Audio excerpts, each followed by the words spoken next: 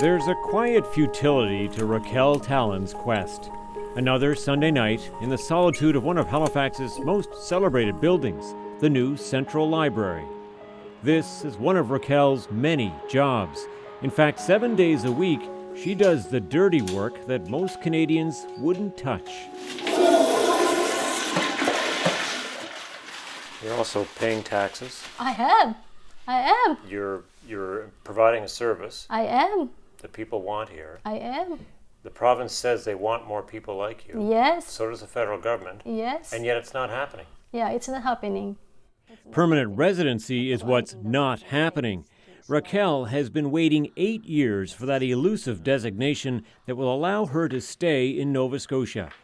Hard to believe in a province that's very economic survival depends on immigrants just like Raquel. Consider this alarming equation. In the past 25 years, Canada's population has grown by more than 25%. Nova Scotia's a mere 3%. That tiny growth, combined with an aging population, has become a recipe for economic disaster. So immigration critical for Nova Scotia? Improvement there? Absolutely. We need a lot of things to change economically, but in order to get the kind of rapid progress we need, immigration is going to have to be a key part of that. Ray Ivany is president of Acadia University in Wolfville, Nova Scotia. He recently headed up a study looking at ways to turn around this province's ailing economy. The key? Increased immigration. I mean, we entitled it Now or Never, an urgent call to action for Nova Scotians, because we feel that you are at a point, an inflection point, if you will, that if the current trend line continues unabated, then you really are going to see a prolonged downward spiral.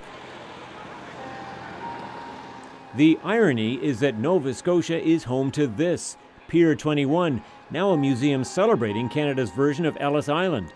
In its heyday, it was the gateway for hundreds of thousands of immigrants to this country.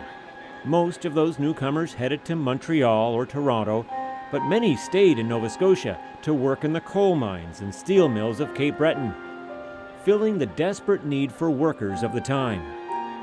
And now immigrants are just as desperately needed to fuel the province's economy again.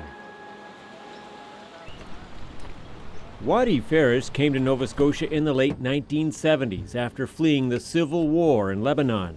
He's now one of the province's most successful developers and one of the province's most outspoken supporters of increasing immigration. They said they have shortage, they need people, and they're going to use these people, they're going to train them, they're going to use them to their own advantage, and that will empower their economy. What's wrong with us? How come we can't think that way? It seems simple enough. Just let in more immigrants. But here's the deal. The federal government controls immigration. Not only that, the feds put a cap on how many immigrants can go to which province and when. To be allowed to bring in more immigrants, any province, including Nova Scotia, must go cap in hand to Ottawa and beg. Add to that, Ferris points out, Nova Scotia doesn't even get its fair share of those new immigrants. They're not looking at Nova Scotia. They're looking probably at Canada as a whole. I don't think they have a lot of concerns about the different communities, different small communities, because if they do, they would give provincial governments more authority, more jurisdictions to do their own programs and pick their own immigrants. In this province with a declining birth rate, time is of the essence. All projections show Nova Scotia's population is about to crest and then crash. Ray Ivany says this province needs 3 times the number of immigrants it gets now. At a time when arguably we are at our point of greatest need in Nova Scotia's history for large-scale immigration, we have for the past 20 plus years taken in fewer immigrants to Nova Scotia than what a per capita allocation would tell you we should be getting. So I think the rub is pretty obvious. If this is a time of our greatest need, I think it's a time when we're going to need a response that's commensurate to that. There's no question that Raquel Talon helps fill that need in her own way, but she is just one immigrant with one story of success. She's the mother of 5, all of her children still back in the Philippines, waiting for their turn to come to Nova Scotia. Her oldest, a trained nurse, and registered nurses so desperately needed in this province, and yet they wait. My kids are very much open in this slot, that especially my nurse. She has a lot of opportunity in here, I know. Everybody says so. That's why she finished her English proficiency, so that I can easily get a good job there, Mama. But until now, she's feeling frustrated, honestly.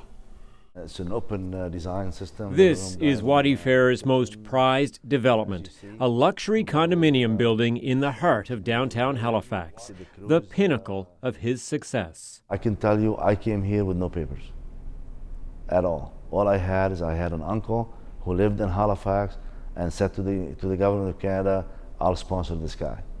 And I came here. No visa, no nothing. You tell me, was I a problem for Canada? And there are many, many, many more like Wadi Fair's.